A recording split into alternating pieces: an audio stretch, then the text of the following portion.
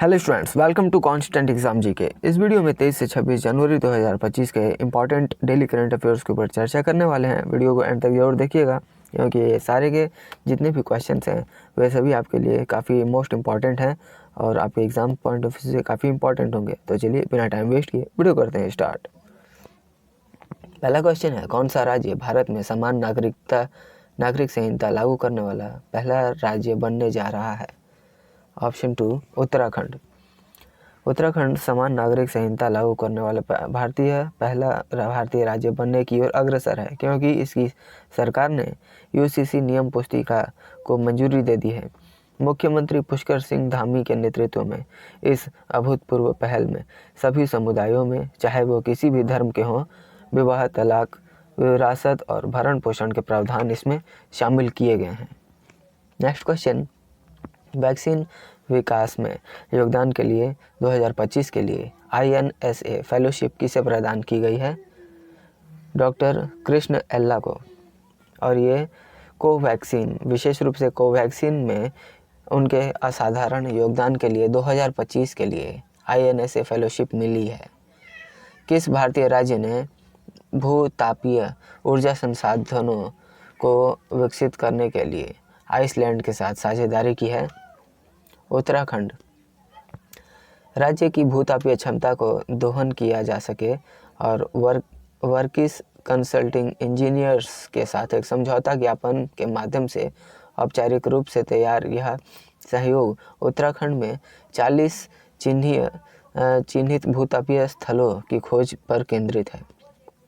किस राज्य ने रिकॉर्ड 5वीं बार विजय हजारे ट्रॉफी 2024-25 जीती है? कर्नाटक ने। हाल ही में किस शहर में मूसी नदी विरासत स्थलों को विश्व स्मारक निगरानी में जोड़ा गया है? हैदराबाद। हैदराबाद की मूसी नदी के विरासत स्थल, जिसमें तेलंगाना उच्च न्यायालय, राज्य केंद्रीय पुस्तकालय, उस्मानिया जनरल अस्पताल और ब्रिटिश रेजिडेंसी जैसे स्थल शामिल हैं, इसको विश्व स्मारक निगरानी में शामिल किया गया है। यह मान्यता शहरीकरण और प्रदूषण जैसी चुनौतियों के बीच संरक्षण की आवश्यकता को भी उजागर करती है। किस बैंक को भारत में 20 नई शाखाएं खोलने के लिए RBI की मंजूरी मिली, जो एक दशक में इसका सबसे बड़ा विस्तार है? HSBC। इंडियन ओपन बैडमिंटन 2025 में पुरुष एकल का खिताब किसने जीता है? Viktor Axelsen. और उनकी जीत विभिन्न देशों के चैंपियनों की भागीदारी वाले टूर्नामेंट का एक हिस्सा थी। दक्षिण कोरिया की एन से यंग ने महिला एकल जीता, जबकि पुरुष युगल मलेशिया के गोह से भी फेई और नूर इजुद्दीन के नाम रहा। ये जापान की अरिसा इगारासी और आयाको सकुरामोटो ने महिला युगल जीता और मिश्रित युगल का खिताब चीन के जियांग जेन और बेंग और वेई या शिन ने जीता है। मार्च 2025 से एंजल वन के ग्रुप CEO के रूप में किसे नियुक्त किया गया है? अम्बरीश केंगे को। केंगे ये पहले गूगल पे एपैक में उपाध्यक्ष और महाप्रबंधक और मिंत्रा में मुख्य उत्पाद अधिकारी सहित महत्वपूर्ण भूमिका निभा चुके हैं।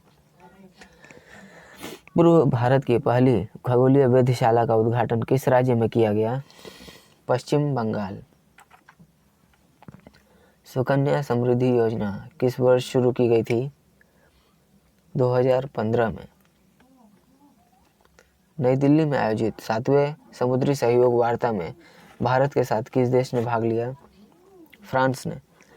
7वीं यह जो कि 7वें भारत फ्रांस समुद्री वार्ता थी और भारत और फ्रांस ने हिंद महासागर क्षेत्र में सहयोग बढ़ाने पर चर्चा की थी।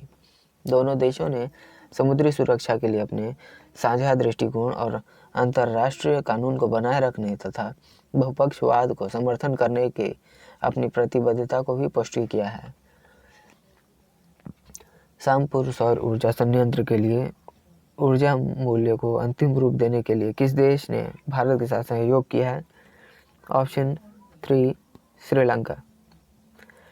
135 मेगावाट की यह परियोजना होगी जो कि 5.97 अमेरिकी सेंट प्रति किलोवाट प्रति घंटा कीमत पर यह सहमति बनी है। भारत के राष्ट्रीय ताप विद्युत निगम और श्रीलंका के सिलोन विद्युत बोर्ड के बीच यह संयुक्त उद्यम पड़ोसी देशों के अक्षय ऊर्जा पहल को समर्थन करने पर दर्शाता है। फ्लेमिंगो महोत्सव 2025 किस राज्य में आयोजित हुआ है? आंध्र प्रदेश में। चेक द्वारा पेश किए गए भारत के पहले एआई संचालित क्रेडिट कार्ड विशेषज्ञ का नाम क्या है? विजोर। और यह विजोर उपयोगकर्ताओं के लिए क्रेडिट कार्ड प्रबंधन को सरल बनाने के लिए व्यक्तिगत जानकारी, स्मार्ट खर्च विश्लेषण और पुरस्कार अनुकूलन प्रदान करता है। चेक द्वारा पेश किए गए भारत के पहले एआई संचालित क्रेडिट कार्ड विशेषज्ञ का नाम है? पीयूष गोयल ने किस वर्ष तक 10,000 जीआई टैग हासिल करने का लक्ष्य रखा है? राइट आंसर ऑप्शन डी 2030 तक। किस राज्य ने निजी रॉकेट विनिर्माण इकाई, संयुक्त ऊर्जा और अंतरिक्ष क्षेत्रों में निवेश के लिए समझौता ज्ञापन पर हस्ताक्षर किया है? तेलंगाना। राज्य ने स्काईरूट एरोस्पेस के साथ मिलकर 500 करोड़ रुपए की निजी रॉकेट निर्माण इकाई स्थापित की है, जिससे हैदराबाद की निजी अंतरिक्ष गतिविधि के लिए वैश्विक रूप से स्थिति मजबूत हुई है। किस राज्य का परिवहन निगम स्वच्छ और सुंदर बस स्टेशन अभियान शुरू करने जा रहा है? महाराष्ट्र। महाराष्ट्र राज्य सरकार परिवहन निगम बस स्टेशनों पर स्वच्छता को बढ़ावा देने के लिए हिंदू हृदय सम्राट बाला साहेब ठाकरे स्वच्छ सुंदर बस स्टेशन अभियान शुरू किया जा रहा है और यह महाराष्ट्र के परिवहन मंत्री प्रताप सरनाइक द्वारा घोषित किया गया है। आर्मी हॉस्पिटल ने हार्टमेट 3 का उपयोग करके भारत का पहला LVAD प्रत्यारोपण किस शहर में किया है? नई दिल्ली। और यह अभूतपूर्व प्रक्रिया 49 वर्षीय महिला पर की गई है, जो कि अंतिम चरण के हृदय विफलता से पीड़ित थी और 2 साल से अधिक समय में हृदय प्रत्यारोपण की भी प्रतीक्षा कर रही थी। एडलमैन ट्रस्ट बैरोमीटर 2025 रैंकिंग में भारत को कौन सा स्थान मिला है? 3रा स्थान मिला है। किस कंपनी ने तेलंगाना मानव रहित हवाई प्रणाली विनिर्माण संयंत्र में 800 करोड़ रुपए का निवेश करने के लिए समझौता ज्ञापन पर हस्ताक्षर किया है? JSW डिफेंस ने मानव रहित हवाई प्रणालियों में 800 करोड़ रुपए की विनिर्माण सुविधा स्थापित करने के लिए तेलंगाना सरकार के साथ समझौता किया है। इस इकाई को एक अमेरिकी रक्षा प्रौद्योगिकी कंपनी द्वारा साझेदारी में विकसित किया जाएगा। हाल ही में फाइट रैंकिंग में भारत का शीर्ष रैंक वाला शतरंज खिलाड़ी और विश्व स्तर पर 4था स्थान कौन बना है? डी गुकेश। और यह 4था स्थान प्राप्त करने वाला है, जो कि उन्होंने टाटा स्टील टूर्नामेंट में विसेंट कीमर को हराकर यह उपलब्धि हासिल की। गुकेश की रेटिंग 2784 अंक था, जो कि अर्जुन एरिगैसी से आगे थे। नेक्स्ट क्वेश्चन है, निफ्ट द्वारा लॉन्च किए गए भारत के पहले एआई और इमोशनल इंटेलिजेंस संचालित फैशन पूर्वानुमान प्लेटफॉर्म का नाम क्या है? Vision NXT। और यह 40वें स्थापना दिवस पर हैदराबाद के निफ्ट के 40वें स्थापना दिवस पर लॉन्च किया गया है। कपड़ा मंत्रालय के तहत विकसित इसका उद्देश्य भारतीय फैशन रुझानों के लिए विशिष्ट जानकारी प्रदान करना है। किस देश ने वित्तीय असमानताओं और राजनीतिक प्रभाव संबंधी चिंताओं का हवाला देते हुए विश्व स्वास्थ्य संगठन से अपनी वापसी शुरू की है? संयुक्त राज्य अमेरिका। राष्ट्रपति डोनाल्ड ट्रंप के नेतृत्व में संयुक्त राज्य अमेरिका ने कोविड-19 महामारी से निपटने में लापरवाही दिखाई और वित्तीय असमानताओं और राजनीतिक प्रभाव संबंधी चिंताओं का भी हवाला देते हुए 20 जनवरी 2025 को विश्व स्वास्थ्य संगठन से अपनी वापसी की पहल की। भारत के पहले CSIR मेगा इनोवेशन कॉम्प्लेक्स का उद्घाटन किस शहर में किया गया है? मुंबई। नेक्स्ट क्वेश्चन है, रिलायंस पावर के CEO और कार्यकारी निदेशक के रूप में किसे नियुक्त किया गया है? नीरज पारख।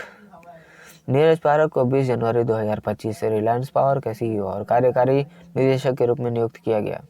29 वर्षों से अधिक के अनुभव के साथ पारक ने रिलायंस समूह के भीतर प्रमुख परियोजनाओं, विशेष रूप से थर्मल पावर और नवीकरणीय ऊर्जा उपक्रमों में अग्रणी भूमिका निभाई थी। तो स्टूडेंट्स, ये थे आज के हमारे इम्पॉर्टेंट डेली करंट अफेयर्स, जो कि आपकी किसी भी करंट अफेयर्स की तैयारी में काफ़ी इम्पॉर्टेंट वीडियो साबित होगी। तो आशा करता हूँ आप सभी ने इन सारे क्वेश्चंस का अटेम्प्ट किया होगा। आपको अगर वीडियो पसंद आई है तो वीडियो पर एक लाइक ज़रूर करिएगा, और चैनल पर नए हैं तो हमारे चैनल को भी ज़रूर सब्सक्राइब कर लीजिए, क्योंकि इस तरह के वैल्यूएबल वीडियोज़ मैं आपके लिए हमेशा लेकर आते रहता हूँ।